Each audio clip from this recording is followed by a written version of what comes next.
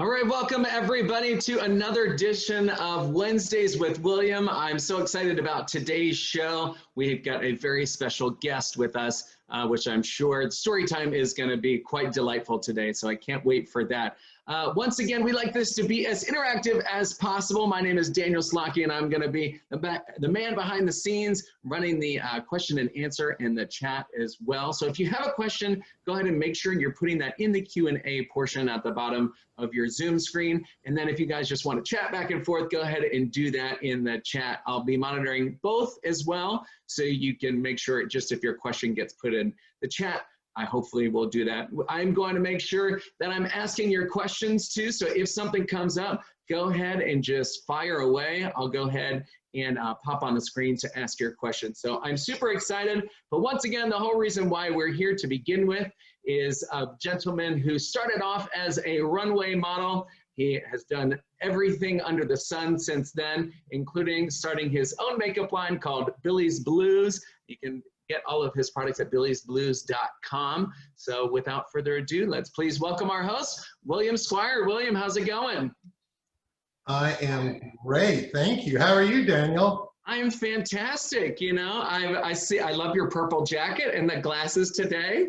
I thought, you know, I've always said I have more careers in me, and I thought, what if I were to teach college? And I thought maybe this would be kind of my college professor look. I don't know, do you think it'll work? I think it'll work. You know, I think pretty much if you put your mind to it, you can get it done. I love it.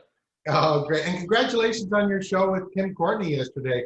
I watched it, and what an enlightening and fun show. And that kind of talent is amazing to me, that, you know, that he picks up on things. And anyway, congratulations. I thought you both did really, really well. Exactly. Thank you so much. It's great. It is really fun to learn. And that's the thing I love about doing your show and his show, is I get to learn so much about two different worlds I didn't really have much to stand on at the beginning. So I always like to be educated and to learn as much as possible. So thank you for that too. All right. Well, Daniel, thank you. And everybody, welcome to Wednesdays with William. I really appreciate you being here. I thank you. This is week number 11, and I've been having such a great time, and I really do appreciate it. Got some exciting shows coming up, and then we're going to switch the format a little bit in October. I'll be telling you a little bit more about that. But for today, thank you for being here. Thank you for your support. I put out a newsletter yesterday, or this morning actually, so those of you that have signed up for the newsletter at billysblues.com, thank you so much for that. And also, I do have, I don't know if I need a drum roll or not, but I do have the Billy's Blues YouTube channel set up. And I know that's confusing. People will say, well, I wanted to see your show with Joy or with Susan Stein or with somebody in the past, and then you have to go back through Facebook. And I know how I am. If I get a video and I think I'm going to watch it, and then I start to put in the numbers and things, and then suddenly I'm like furniture shopping in Sweden or something, I mean, the video doesn't show up. So I don't know how to do it. So all 11 videos, or 10 videos as of today, tomorrow there'll be 11, I guess, are up at the YouTube, Billy's Blues YouTube channel. So you can go ahead and if you missed a show, you can go find it there. So thank you again, those that have signed up. I hope you continue to do it. Like the channel. I know people say you've got to like my channel. I have no idea why, but I know that I would appreciate it if you like my channel. So thank you for that. And I hope you're all well. So very thrilled about the show today. Wednesdays with William. Thank you for joining me. I do want to answer a couple questions. If you think this is kind of silly, you know, I think I'll take these off, although I thought it was kind of fun. You know what? I mean, they're not real. You know, I have no glass in them, but I just thought it would be kind of, like I say, it might make me seem bright, but I think anyway, I'll do that. All right. Now I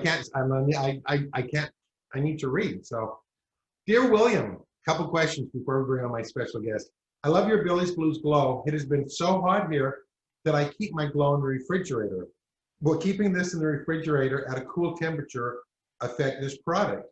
Corinne Latham, is it Latham? Corinne Latham. And she said she's from Phoenix, Arizona, so definitely it's hot there. You know, no, it really won't. Again, all cosmetic products, I mean, mine included, and I think most cosmetics have a shelf life of about 2 years. Other than mascara, which we've spoken of, is really about a 3-month shelf life. But no, you will be fine. And keeping in the refrigerator, if it's warm, will not affect it at all. The only thing that might happen is it may thicken up a little bit. So you probably just have to shake it a little bit more before you put the drop on. I keep my glow in my refrigerator. I keep my moisturizer in the refrigerator, and I also my body cream, and I also keep like my Avion spray. So definitely when it's warm and when I get out of the shower, I take a little bit of my body moisturizer, pump in my hand. I take a little bit of my glow, so it's nice and cool. Put it all over my body, and it doesn't affect it at all. So no, keep it in the refrigerator. It doesn't necessarily affect the shelf life, but it won't hurt it. And I just think it feels so good when you put it on, and it's kind of nice and cool, especially in the summer. So great question, Corinne, and thank you for bringing that up, because I have been asked that before. So it's a good opportunity to let people know, keep things in the refrigerator if you want. The only time you need to be aware is if you don't have air conditioning, or like I know I've done it before where I've left Palm Springs, turn the air all the way down, and then I come back 2 months later, and I'll notice that like my pencils and some of my things in my makeup kit will be a little dry, because the dryness absorbs the oil and the moisture out. So that's why sometimes pencils and certain items will get a little bit dry if they're kept somewhere so cool, dark. You don't want them in the sun a lot, any of your products in the sunshine. You just want to keep them like in a cool, dark place. You'll have a good 2 years on all those products, other than your mascara. So thank you, Corinne. Dear William, now that fall is here, fall, can you believe this? I think it is. Makes me think of Halloween candy. Is that a bad thing? Those jelly pumpkin things. Oh. Okay, dear William, now that fall is here and I'm not in the sun as much, should I change my foundation color? Thank you, Rebecca Ishlin. Rebecca, absolutely. I always say April and October, perfect times to check your foundation. Most women will find that they wear 2 foundations. Not everybody's in the sun tanning anymore, of course, but during the summer, people do get a little more color on their bodies often. Sometimes you're wearing different color clothing. So it's just a good idea to check to see if your foundation is indeed correct. I always recommend, again, go outside, go in a bright light, hold up a mirror, and just look. And if you've gotten color in the sun in the summer, you're going to want your foundation to be a little bit warmer to match that warmth in your skin. Now, in the winter time, if you feel that you're getting a little paler, and most people will go just a little bit lighter in the winter, then absolutely change your foundation. And you know what I would do is with everybody staying out of the stores, and maybe you, wherever you live, you do go to the stores. I know that many of the stores are open and you can go in. Obviously, cosmetics now are completely different as far as you're no longer trying products. There's no longer makeup artists to try anything on you. But what I recommend is, I know like Saks Fifth Avenue and some of the stores, you just call whatever counter it is you use. If you use Chanel, call Chanel and say, I'm going to be switching my foundation. Can I get some samples? And they will run it out to your car. So I think it's a great idea just to say, here's the color I'm using. I'm using number 3, Bisque, and I'm thinking I'm going to go a little lighter for the winter. Give me a number 2 and a number 1, and give me a couple samples. So every cosmetics company right now is definitely full of samples of different products, because you're not any longer trying them from the bottles. So get some samples from the store. They'll run it out to you. If not, if you're ordering on Amazon or one of the sites, order 2 or 3 products just to make sure you're getting the exact color you need for winter. And then the others you can send back. But it's expensive, and you want to make sure you get the right color. So, but again, Rebecca, thank you so much. And what a great question. I tell you, the questions I get are, I mean, I can't even think of them, and they're really intelligent and wonderful. And thank you for writing into me. And you can ask me questions at billysblues.com. You can email me there. And some of them I read on the show. Sometimes I'll just answer them to you personally. But some of these I think are of interest to a larger group, so I do try to answer them on the show. Okay, here we go. Here we go. How could I have a show without beauty, without talking about my next guest? I met Susan originally on a Crystal cruise. I know we have a lot of Crystal cruisers that join me each Wednesday, and I so appreciate that.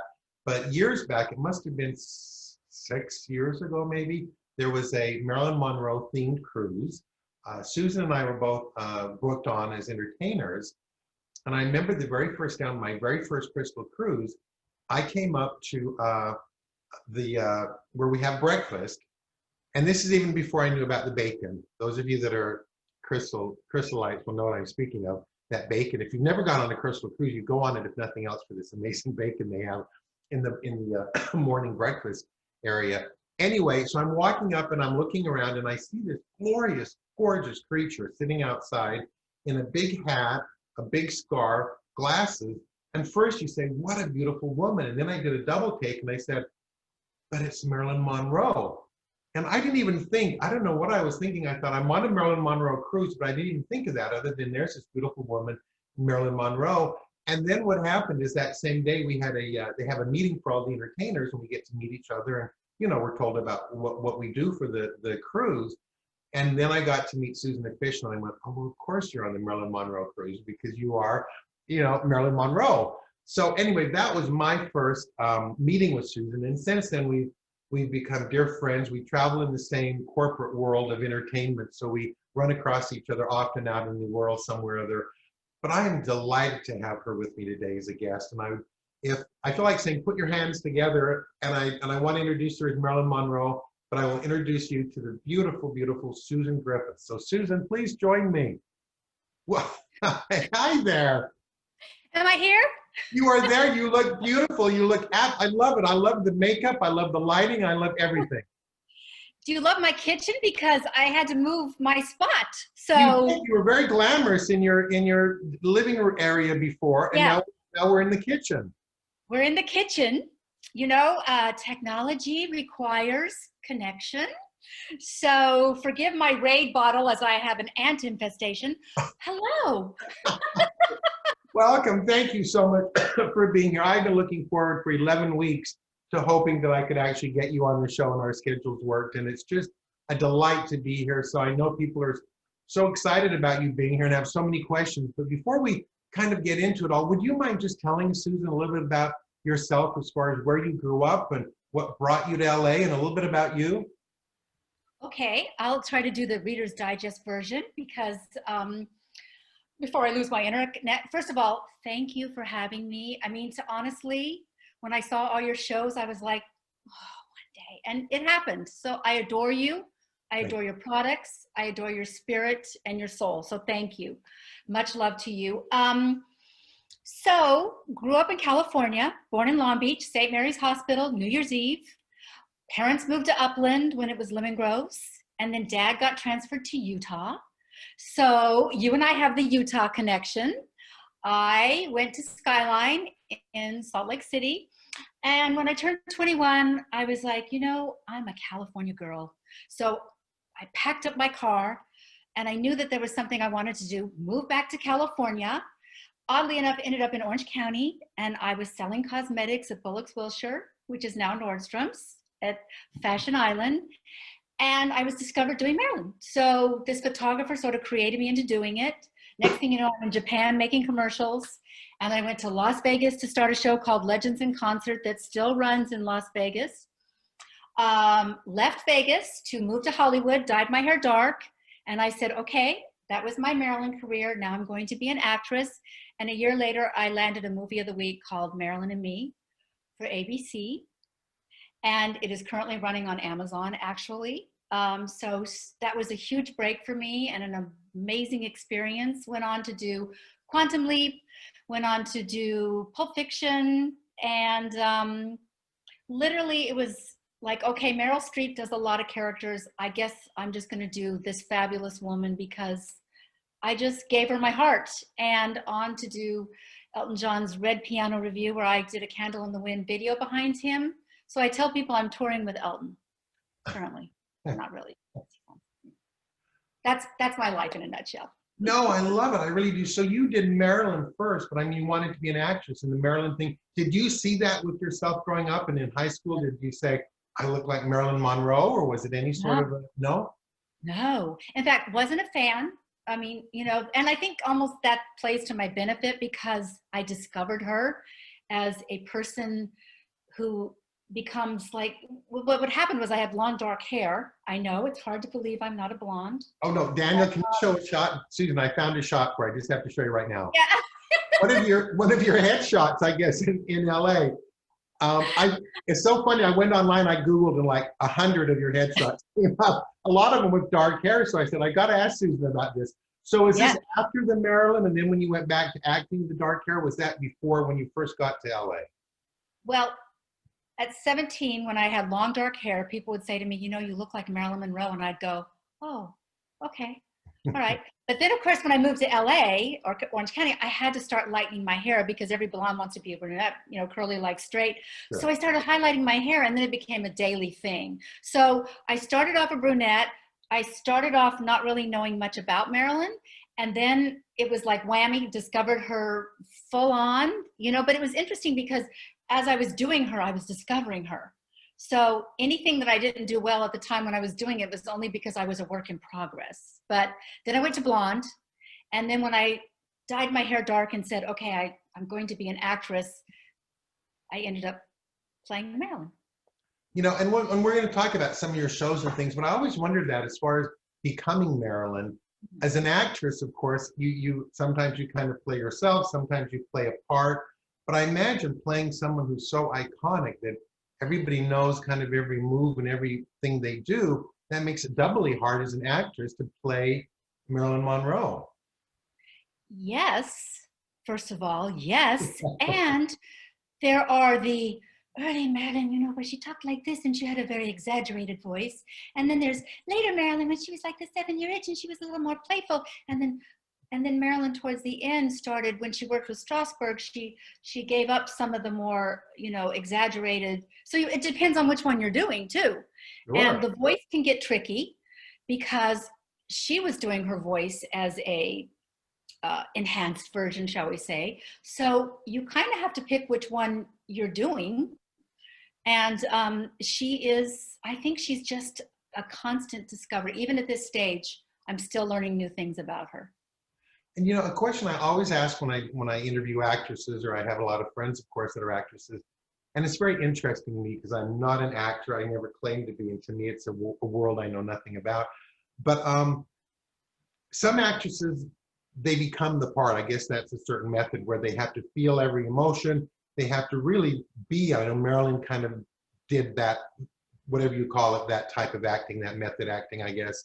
And then there's some actresses, I believe Helen Hayes was one that said, when I'm on stage crying, I'm thinking about what I'm going to have for dinner tonight because I'm an actor. I don't feel, you know what I mean? I'm just thinking, for you as an actress, do you really have to get into being that character, or are you so good with it now that you just kind of turn it on? I like to call it channeling. So when it's time to do Marilyn, and there are times that I feel I just get out of the way, if you know what I mean. So it's like, here she comes. It's almost like a channeling because she's such a strong spirit, such a strong, she is a real person, you know, and we all know and love her.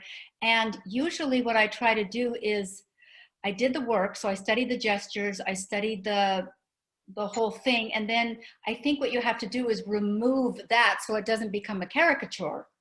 And you have to just sort of let it flow through you. The hardest thing I did was Nip Tuck because he made me do, Ryan Murphy made me do the Marilyn that's the most difficult for me. And that's the really breathy, over the top one that does all of this. And it was really, I had to go back to Marilyn 101. I had to go watch Gentlemen Prefer Blondes. And it's interesting. So usually when I'm playing the real person, I just sort of try to.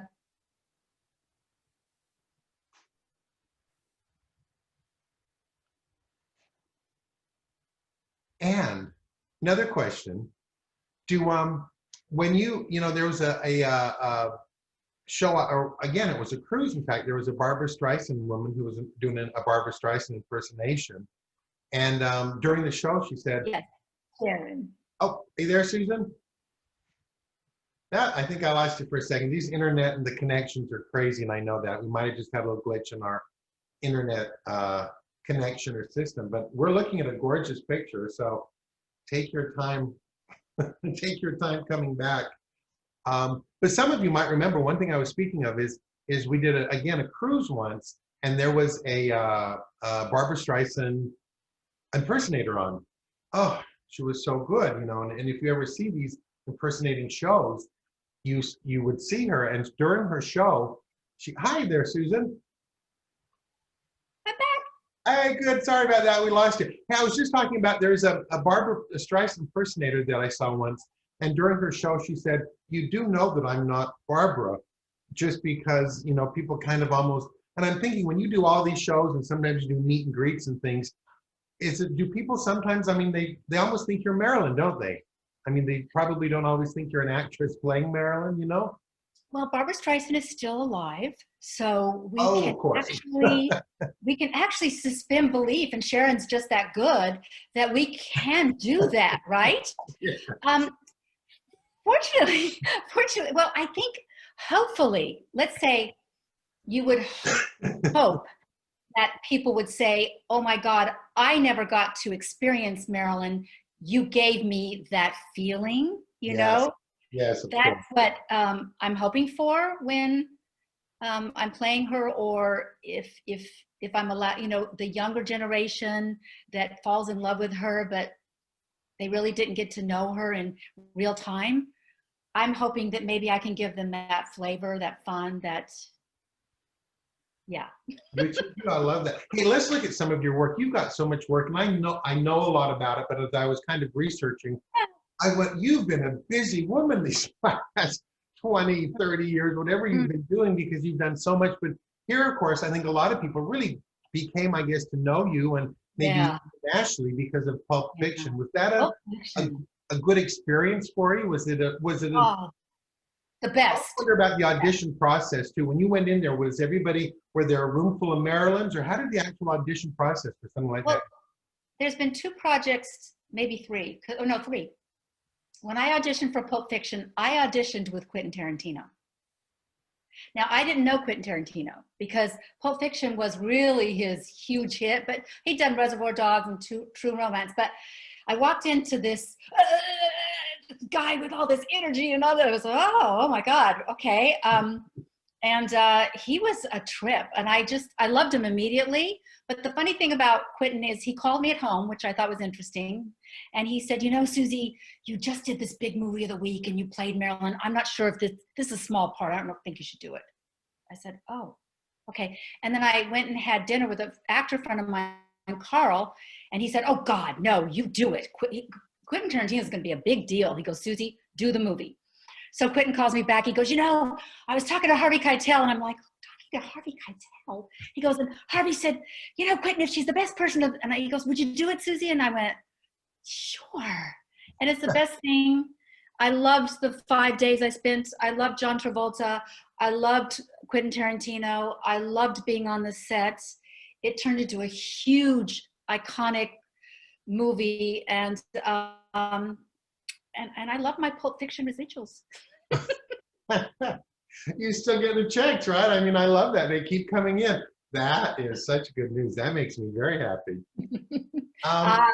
Another project, which I think, the Elton John, and of course, A Candle in the Wind, again, seeing you in this. And when you did this, did you actually meet Elton John, or was it all done? How did this come about? Well, this is a David LaChapelle. So David LaChapelle, who's a very famous photographer, had shot me for Jean-Paul Gaultier, and I did this bizarre shoot with him in this seedy motel. But David and I just became, I loved him. He was so creative and so crazy. Again, another really, really wonderfully brilliant artist. And when Elton was going to do his Red Piano Review, he said, let's just use stills of Marilyn. And David said, no, I've got this girl. And Elton said, okay, I trust you. So David and I spent 2 days there the opening night with Pamela Anderson, because she had a video too. Elton invited me to Chateau Marmont.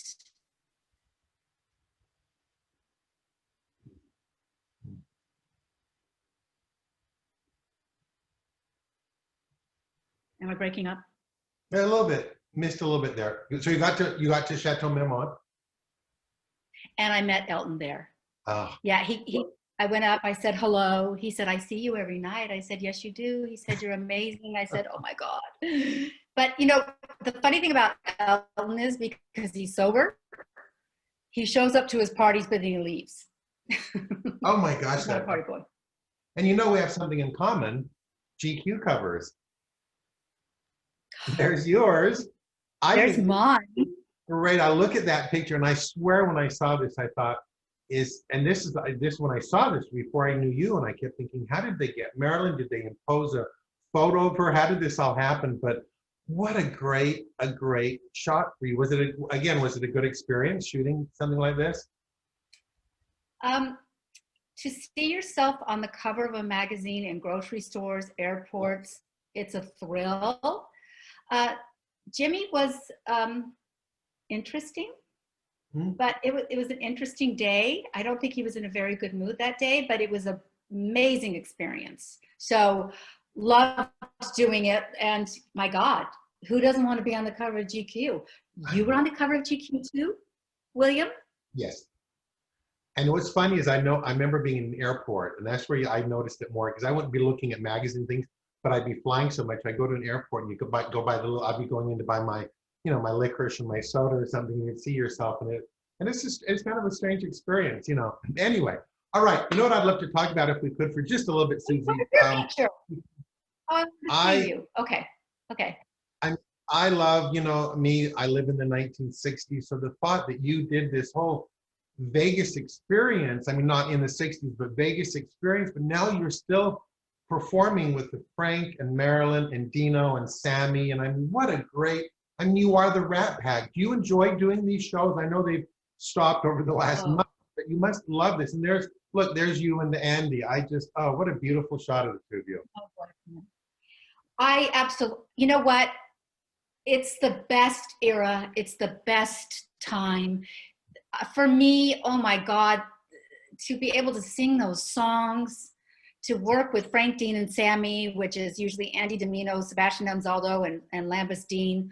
We do theaters, we do performing arts centers. I get to sing Where or When in New York. I mean, it's absolutely the best. And then Andy Domino, Dino, is my boyfriend.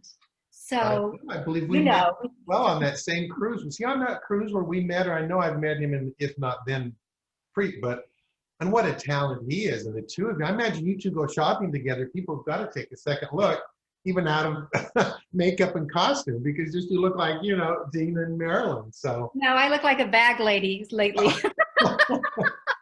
You could never do that. Don't you dare say that. I've seen you at all times, and you're always gorgeous. My neighbors. Now, what I would love to do if we could, just because I got to talk about some makeup here, because it's just what I love. Marilyn, of course, had this amazing, the makeup that Marilyn did. So this is Marilyn with and without makeup, of course. So as with all of us, what a difference makeup takes. But, I've studied her makeup, and I actually have lectured on it before, but I think there's some really interesting things that Marilyn did, which is so unique. And of course, please chime in with me. But of course, her makeup artist, she called him Whitey, but it was Alan Snyder, who really worked with her through the majority of her career, and they created together that look. And my understanding is it took her about 3 hours to get her makeup. Have you heard the same, or? Yeah. Oh, yes. And because Marilyn Monroe is a perfectionist. In fact, she created, if I'm not wrong, and God, if Greg Schreiner was in here, it'd be fun to ask him. Yes. She created a lot of her looks, and then of course Whitey just, added them in.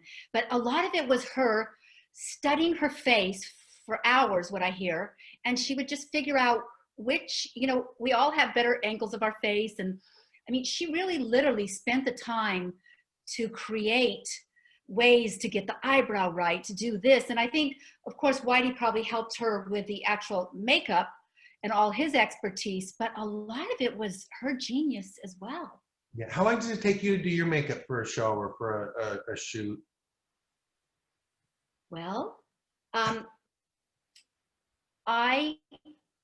it takes me 45 to an hour, because I really like to spend the time being more of a perfectionist, but you and I know that we don't always get the luxury of that time. Right. So I had a makeup artist that I adored working with for my shoots, and that was Kim Goodwin, who was a huge Marilyn fan, and he passed away last year. But honestly, he did some of my best makeup. But you know what happens, William? You land a part, and you don't get to bring your people sometimes. No. It's kind of a shame that, because Marilyn makeup is so specific, I was always hoping that people would understand that your average makeup artist, it would take them almost weeks to get up to speed. So that's always been a difficult part of my career, is that I didn't have as much say in some of that, because you know she had some real tricks. Oh, so unique. Yeah, let's go back to the slides. One thing she did, which I thought was great, I call it Billy's Blues because of my glow, and this is what we've talked about on the show before, how important highlight is. And so many of the audience members have got the glow and they've used it and they love it. But I mean, so specific as far as where she did the glow, and this is what we've talked about, is that you do it to highlight the skin, and you can see it on her where she did it. The thing that Marilyn did that I thought was interesting is I've never done highlight above the lip before, and I thought that was fascinating. And I've done that a few times on clients. And those of you ladies that are watching and gentlemen that have the glow, I think as we've spoken before, you can see with this how Marilyn does it. We've talked about all of these areas where to put it, but try that little bit above the lip and really makes a difference. I thought it was just fascinating. Two things, William. Yes. The reason that she did that was early Norma Jean smiled a little bit too big, and the woman who ran her career as a model said, you need to smile lower. So I think Marilyn discovered the value of having more real estate here, which is this, because she kind of smiles sort of big. If you look at early Norma Jean, yes, she was trained to kind of lower this, right? Yes. And number two, ladies, if you own William's fabulous, on a day that you don't really feel like wearing makeup, you mix a little bit of this with some moisturizer and you are going to have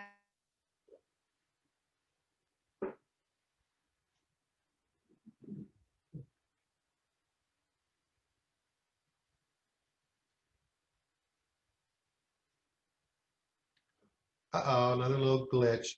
We'll get you back though. Okay. Oh, thank you. Thank you, you're back. Well, thank you, and I appreciate that you like my glow, Susan. That means the world to me. And like I say, your skin right now is just gorgeous. So obsessed. I can take any credit for it, I will. All right, the eyebrows. Well, I used it. I can tell. Yeah. This is something that Marilyn did too, because I know she thought her forehead eyebrows. a little bit, she thought her forehead was a little bit wide. So you think of what most of us have as eyebrows. They, of course, go up about 2/3 of the way, and then they slant down about 1/3. But Marilyn almost did like a 50-50, up 50-50, and it's so brilliant because when you look at her, your vision goes up instead of out. So it really appears that her forehead is not as wide, but like you say, she's brilliant with her makeup. Next slide. Look how she stacked to pull your eye up. I mean, she literally takes her eyebrows and creates your focus to go more where the art. It's amazing. It is. It really is. I mean, what makeup does. All right, next slide is just a little bit about, and I love this because Susan, we've been talking about, I've been working on it for about a year now, but in October, I'm bringing out my Billy's Blues white pencil. And I've always loved it because it's great on that waterline if you want your eyes to go a little bit larger. It's a great thing, but the way that Marilyn created this idea had never been done before, where she really brought the white on the outside where most of us connect the dark and your dark liner. She left a little bit of space there. And the next picture, you can see what it does, Daniel. If you see this next one, I mean, it's brilliant. You can see that at the very outside, you see that white pencil. So I'm excited to introduce my pencil because I want everybody to try this because I think it's such a fun look. And what she did, and of course with the eyeliner on top, the soft shadow she did, I believe she did soft pinks or greens and gray. And then of course she always had of liner underneath there, but it never was heavy and it was always just opened up like right in the bottom of her eye, which I think is just brilliant. Now her lips, I understand too, she did, and my understanding again, just from reading, is 5 different colors. She went from like a darker to a lighter, and then of course she did the gloss on the center there. And the same with the foundation. I understand she would do like a powder and an oil, a powder and an oil. Have you heard that as well? Yes. In fact, I've heard up to 7 different shades on the lipstick sometimes. And you can see where she really built the lips, but she also created that poochiness. You know, I think everything about Marilyn is she created this pooch, like this biteable, lovable, you know, everything looks so lush. Maybe that's the word. And she made her lips look so glamorous. You can see on the inside where it's a little bit lighter, which gives that fuller effect, you know? Remember, there was no fillers back then. This was the real deal. That's right. And we talked about that. We did a show about lips and how important a lip liner is, and that every woman creates whatever lip you want, you know. That's why I love a lip liner and lipstick, because you can create that. As far as the mold, again, true, did it move? Did she darken it? Was the actual mold, you know, that she had, was that? It was a raised, you know how people have, she had a, what they call a clear mole. So it wasn't as dark, and she had this little bump there, a little clear mole. So she darkened it to, and then of course, by God, brilliant, created a trademark look, you know. So, but during Some Like It Hot, I think because the movie was supposed to be in the 30s, she changed it up and she put it on her chin, I believe. Yes. But 99% of the time, it was right here. And it had a little texture. So what I did so here's how we learn. I was doing a gig and I had no black pencil. And I'm like, oh my God, how am I gonna make the mole? So I found some dark fonts, eyelash glue, and I stuck it on there. And then I went, oh, well that worked. And then I realized it's a little shiny. So I powdered it and it actually became. Oh, Susan, I love that. That is great. What we create, right, out of necessity. Anyway, I want to move on if we can, because I do want to talk, I think, Daniel, we've got another picture here. And then I want to talk about Marilyn and me for just a moment. Then we're going to open it up to some questions, because I know we've got questions. We talked briefly about this photo. I'm so intrigued with it, Susan. I just find it to be such a, you know, as an agent, I used to look at thousands of photos. And sometimes it'd be beautiful photos, sometimes whatever it is, but something about this photo, there's more energy and a story in this photo than I've seen in any photo for years. I just love this. And was this, you were saying that this was part done with this, was this a makeup cast, or was this for the movie, or what was this for? With Greg Schreiner and Scott Fortner, and it was with Laurent, I'll never say his last name right. It was called With Her. Okay, is my internet back? Okay, we hear you now. Am I here? Yep, you're here. Okay, so of course, you know, I told you about Kim Goodwin earlier. Kim Goodwin, who it was Marie Osmond's makeup artist up until the day he died. He actually agreed to do my makeup for this documentary. So I went to Vegas. I sat in Marie Osmond's chair in her gorgeous dressing room, the Flamingo. And this was a candid that Kim took. We hadn't done my lips yet. He was just finishing up the eyes, and he took this photo. Oh, I love that photo. I'm gonna have to put that as a screensaver. I think it's amazing. So anyway, I'd love to talk, Marilyn and Me, what a great experience. I watched that again on Netflix, because I haven't seen it for a while. What a movie. I could watch that every weekend. It's just something. And for my viewers, please, if you haven't seen this or haven't seen it for a while, please go and watch it. So this is you and Joel, a candidate from the movie with you and Joel Grey, correct? Yes. Oh, what a nice man. Oh my God. Yes, to dance with Joel Grey. Can you imagine? Oh, just to hear that. I love that. And in fact, I think we have a trailer. If you don't mind, I'd love to just do this, because I want my audience, those that maybe aren't familiar with your work, to really see you and see what it is you do. So Daniel, thank you. We'll watch Susan Griffiths and Marilyn and Me. Norma Jean Baker sounds like some freckle-faced kid from Kansas. Suddenly, I felt like the luckiest guy in the world. I said, how about Marilyn Monroe? Sounds kind of slinky to me. Every baby needs a daddy. But where's the one for me? Nope, you're the best drinking buddy I ever had. I don't care who. If he hasn't got $1 million, then Tell me something. will do. What do you get out of the deal? All these stars, you know who they're watching? You. If they do it here, they'll do it in movie theaters. You marry me? Don't you want to talk to me? It costs too much. I'm on a tight ship, Mr. Zanuck. I don't want to miss my call. She wasn't a star yet, but she was on her way. Sorry, Joe, honey. It's just a little dent. Bobby, she has no right to be here.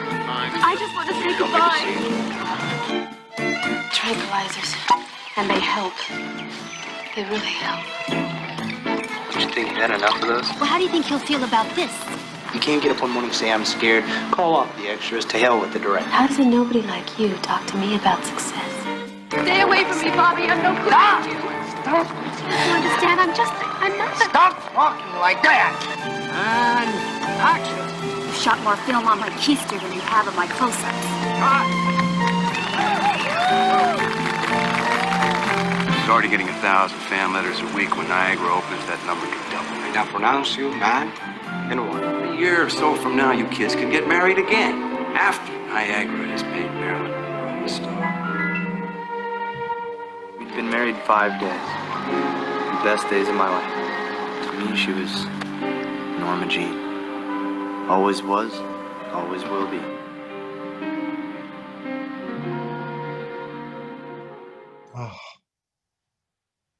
Oh my star. You know what? I'm gonna go watch that right now. And I just watched it, but it's amazing. I really want to go see it again. I could just live in that. Congratulations. I mean, Susan, really, that's just one of these things that anyway, congratulations. I'm so honored. And I could go on, but we have to let some other people, because I just feel like you and I could talk as we do. But Daniel, we've got to get some questions in here, because I'm going to monopolize all of Susan's time. And I just, she knows how much I adore her, but I just think we need to let some other people in here. So No problem at all. So let's see. We've got, I know this is going to be a little bit far off, and this is the one time where we're hoping that in-person events are going to happen again. But do we have anything on the books maybe for 2021 already that we're crossing our fingers for? And maybe anything that's going to be with, apparently with Dee Dee Hansen, or maybe with William too? Oh God, can you imagine Dee Dee, William, and I? Oh my goodness, Dee Dee is a fabulous Joan Rivers impersonator. Oh my God, the three of us. We hope so. You know, we have a few theater shows that have been kicked to 2021, but everything right now is in flux, Daniel. So. I know exactly. Yeah, fingers crossed. We'll hopefully see that. So we also, Don says, can we see, actually William say a lecture, maybe you guys both do it, a lecture on Marilyn's makeup anywhere? Is there any way that we can do a little tutorial at some point? We're both like, we're open to the possibility. That would be a fun thing to do. And wouldn't it be great if this stupid thing was, My God. I would just drive down to Susan's and we would just start doing makeup and we would just have so much fun, you know. But no, you know, honestly, it would be such a wonderful thing to do. And you know, you really can find out a lot about makeup. I mean, and Marilyn's makeup, of course, is by Googling and looking at it. But it really is something that's very interesting. But to see somebody with that makeup is so much more. And when you see Susan wearing that makeup, it's so much more exciting. So I'm hoping 2021 brings about just lots of wonderful things for all of us. I really am. Yeah, agreed. So Don also says, yeah, and let's do it, William. We will. Oh, yeah. We will.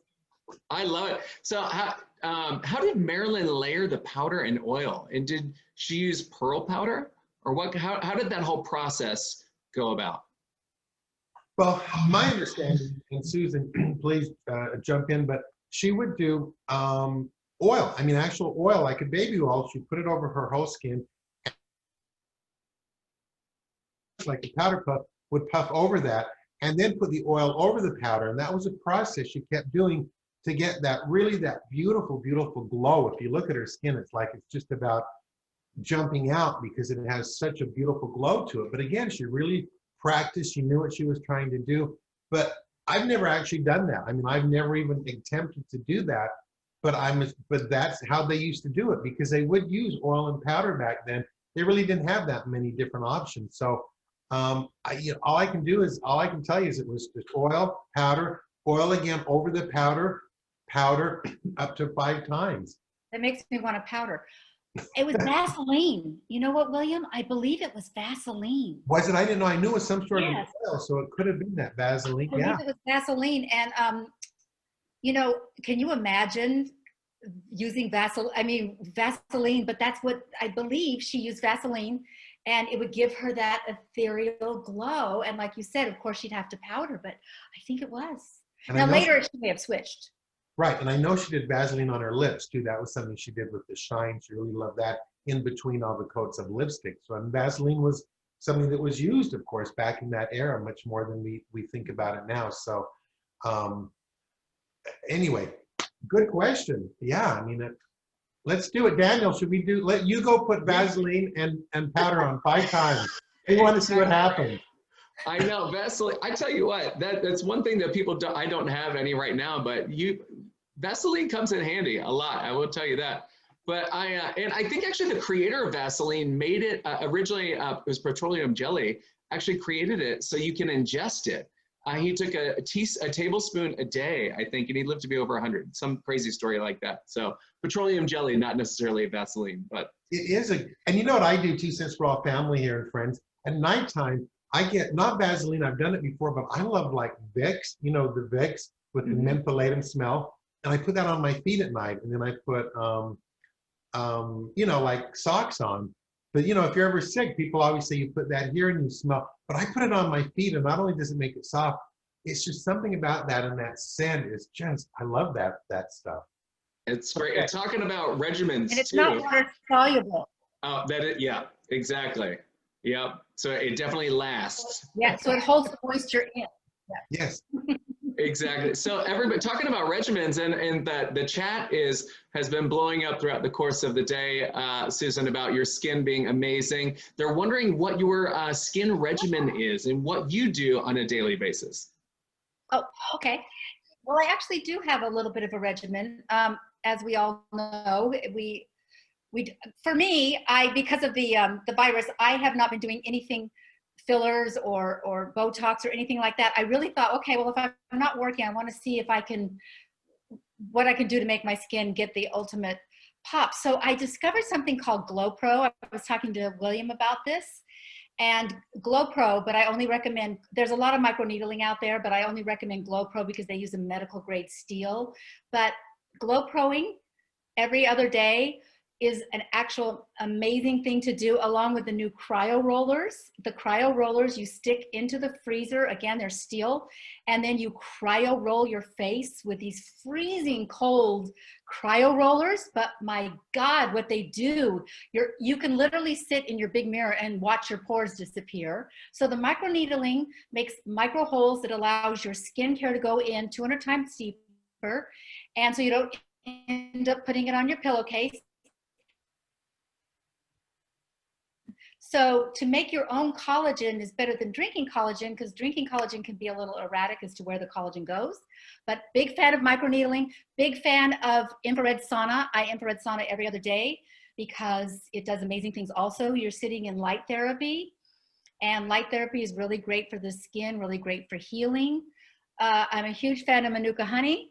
I take Manuka honey every single day to keep all the viruses away. And just, finding a great moisturizer. Wow, yeah, you do. Your skin is really stunning. It's stunningly beautiful. It really is. That's good. That's wonderful to know about that. And I wasn't familiar with that, so I'm going to do some research on that, because I've been hearing a lot about Glow Pro and a lot about that. So I think that's something to check into. You'll love it. Yeah. I want to quote one of my favorite quotes that came from when I was in Vegas doing Legends in Concert. Kenny Kerr was down the street doing burlesque, and he and I had the same makeup artist. And Kenny used to say, there's no such thing as an ugly woman, just a lazy woman. So the idea being that there's so many wonderful things we can spend a little bit of time on, and they will make everything a little bit better, if you know what I mean. So a little time is always good. I know we're all busy, but some of us aren't that busy right now. Especially now. Last week we talked about that. I had a question about masking. What a perfect time to mask. It's like, what are we all going to do this afternoon? Let's go do a mask, right? We might as well. Love masks. Love masks. Yes. I know, you can be all to yourself too in private, and just, give yourself that little bit of self-love, as we all say. And also, Sue, what's your favorite Marilyn to play? As you said, there was a couple different, periods in her life. What's your favorite one that you really connect with as well? Okay, so the movie that gets me the most, well, there a lot of her movies get me for different reasons. I mean, I just love Gentlemen Prefer Blondes because she's so over the top. And of course, Some Like It Hot is the classic of all time. But in The 7-Year Itch, this is just me, there is something so enchanting and so delightful about her that I don't know, if you ever want to fall in love with another human being, if you watch The 7-Year Itch, I don't know how you can't love Marilyn. It's just, she just got me on that one. That one. I love it. It's definitely, I have a list of things that that I definitely want to watch now after going through this too. So I'm excited. But that's all that I have for the questions. We've got about 5 minutes left in the show today. So I just want to say thank you very much to Susan. This has been a pleasure to watch. And then, yeah, so thank you very much. Susan, and I will say goodbye to you, but I just want to ask you, somebody had asked me earlier myself to ask you, what is a perfect day like for you? When you're not working, you're during this, I mean, is it a day with yourself? Do you like to go out? Do you like the beach? Are you spending time with Andy? Just give us a day in the life of Susan Griffiths right now. Oh, you know what? Well, a perfect day for me. Well, it'd be lovely to have Andy with me. That's always wonderful when he's here. My boyfriend lives in Vegas. Mm-hmm. But the beach. The beach, yeah. The beach. I am obsessed with the beach. That's one thing that this virus has given me is I get to reclaim my love for the beach. So because gyms were all closed, it's kind of church for me. I love all my beaches. I go to Laguna. That's like and then Huntington is where I know I can get a good workout, and it's got a whole different, but the beach. Yeah. Yeah. And are you a good cook, Susan? I forget. You cook? No. No, you don't. Okay. No. I love your honesty. So much about you I love. Susan, thank you. Thank you so much for spending the time with me today. I mean, you know how much I love you, and to watch you and talk and to introduce you to my audience and to. I adore you. You look amazing, by the way. You look amazing. Thank you. Yes, your skin is gorgeous. You look amazing. There must be like a picture in the back of Dorian Gray that's aging because you look unbelievable. And can I just say that you are, to all these people out, you are equally, if not more kind than how you appear on your show. You're one of my favorite people. Thank you. Well, my day's made. So thank you, Susan. I hope we can do this again. I love you so much. Thank you for being here. I'll be in touch, and thank you. Hi. Ladies and gentlemen, Miss Susan Griffiths, is that just, oh my gosh, thank you so much for joining me. What I'd like to do is, if we could, I want to tell you a little bit about next week's show, but next week, oh my gosh, come on now. If you're going to see a show, I want you to see next week's show with Denise Williams. Let's hear it for Denise, right? She has a new single out. She's one of my muses, of course, on my Billy's Blues site, somebody that I've adored and loved for many years. We did a photo shoot. She was my last muse photo shoot we did before this all started. And she's a crazy busy schedule, but she is delighted and thrilled to be joining us next Wednesday here at 2 o'clock. So please join us. Be here with myself, Denise Williams. We'll be talking about her career, her new solo. One of my favorite quotes, your dreams don't have an expiration date.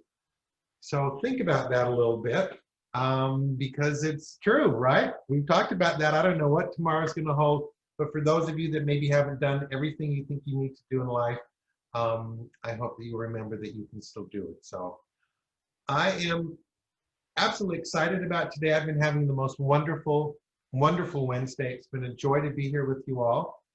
And I think, Daniel, have you left me? Okay, I was going to say, I have Professor Squire here. I've gone back to being a professor with the glasses. I thought this would be good. Daniel, I just want to thank you too, because sometimes you disappear so quick at the end.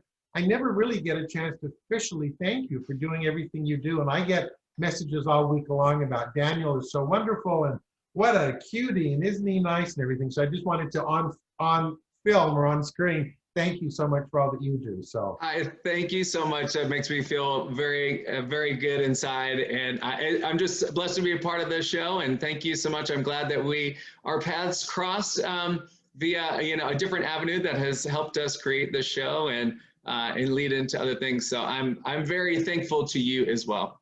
Good. And next week, I just want to let you know, you are going to open the show singing "Let's Hear It for the Boys," Denise Williams. So I let it slip that I can sing a little bit now, and now I'm feeling that it's gonna get it used a little bit here. Anyway, so from Professor Squire, everybody, be beautiful, be happy, be healthy. Have a great week, and we'll see you here next week. So thank you. Yes, thank you so much, William. Once again, thank you for enjoying another wonderful week here with Wednesdays with William. We're here every Wednesday at 2 p.m. Pacific Standard Time. Thank you so much to Susan Griffiths. And next week, please tune in. We are going to have an amazing show for you as well, too. So once again, have a great week, and we will